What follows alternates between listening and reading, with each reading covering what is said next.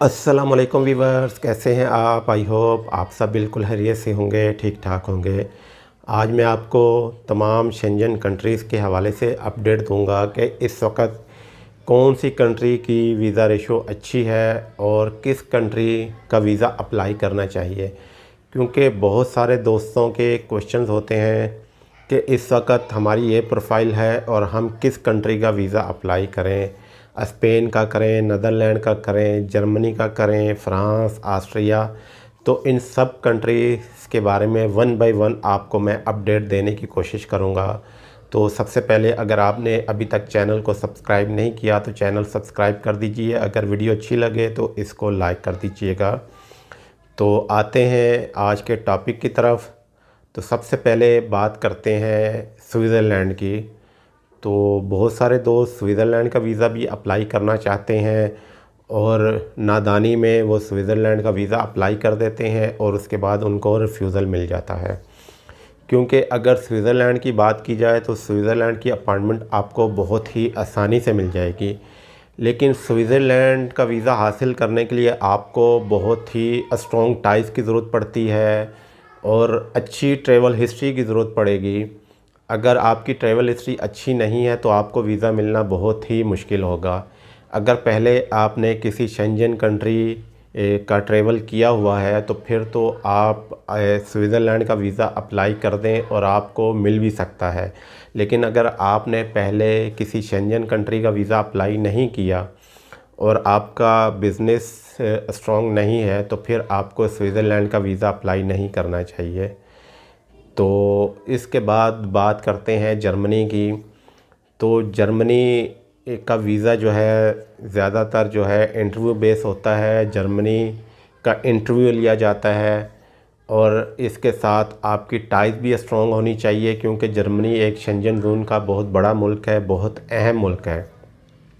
तो इसके लिए अगर आपकी टाइज स्ट्रॉन्ग है, यानी कि आप मैरिड हैं, आपका बिज़नेस स्ट्रॉन्ग है, इसके साथ आपकी ट्रैवल हिस्ट्री है, कम से कम 5-6 कंट्रीज़ की भी ट्रैवल हिस्ट्री है, और जब आपका इंटरव्यू लिया जाए और आप इंटरव्यू जो है वो अपना ठीक दे दें तो फिर आपको वीज़ा मिल सकता है। अगर आपका इंटरव्यू ठीक नहीं हुआ, उसमें मिस्टेक कर दी तो आपको वीज़ा नहीं मिलेगा। लेकिन इसके लिए भी आपकी कम से कम 5 से ऊपर ट्रैवल हिस्ट्री होना ज़रूरी है। इसके अलावा अगर आपकी ट्रैवल हिस्ट्री कम है और बिज़नेस स्ट्रॉन्ग नहीं है, बैंक स्टेटमेंट स्ट्रॉन्ग नहीं है, तो फिर आपको जर्मनी का वीज़ा अप्लाई नहीं करना चाहिए, क्योंकि आपको रिफ्यूज़ल मिल सकता है। तो इक्का दुक्का केसेस में हो सकता है कि आपकी ट्रैवल हिस्ट्री कम हो लेकिन आपका बिज़नेस स्ट्रॉन्ग हो और आपका इंटरव्यू ठीक हो जाए तो आपको वीज़ा मिल जाए। तो इसके बाद नंबर 3 पे बात करते हैं ऑस्ट्रिया की। तो ऑस्ट्रिया की पहले अपॉइंटमेंट की बात की जाए तो ऑस्ट्रिया की इस वक्त मार्च के लिए अपॉइंटमेंट अवेलेबल नहीं है।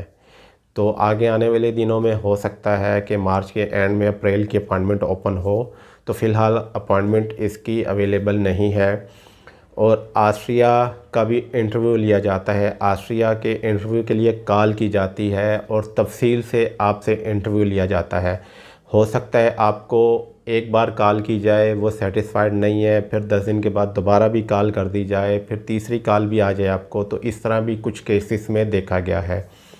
तो ऑस्ट्रिया के लिए भी आपका बिज़नेस स्ट्रॉन्ग होना चाहिए, बिज़नेस प्रूव होना चाहिए आपके पास, बैंक स्टेटमेंट आपकी अच्छी होनी चाहिए, और आपकी 3 से 4 अगर कंट्रीज़ की ट्रैवल हिस्ट्री है लेकिन आपका बिज़नेस अच्छा है, आपकी बैंक स्टेटमेंट अच्छी है और आप अगर इनको इंटरव्यू अच्छा दे देते हैं तो फिर आपको वीज़ा मिलने के चांसेस होते हैं।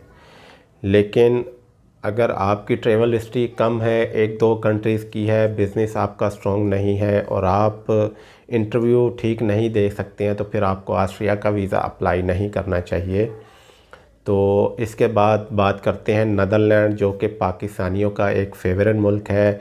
स्पेन के बाद जो सबसे ज़्यादा वीज़े अप्लाई हो रहे हैं जिस कंट्री के, वो नीदरलैंड ही है।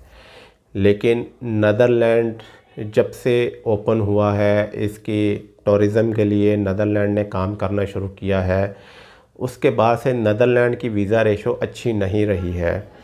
स्टार्ट से ही हमने देखा कि बहुत अच्छी अच्छी प्रोफाइल को नीदरलैंड ने उड़ाया है। यूएसए, कनाडा, यूके वैलिड वीज़े वालों को नीदरलैंड ने उड़ाया है।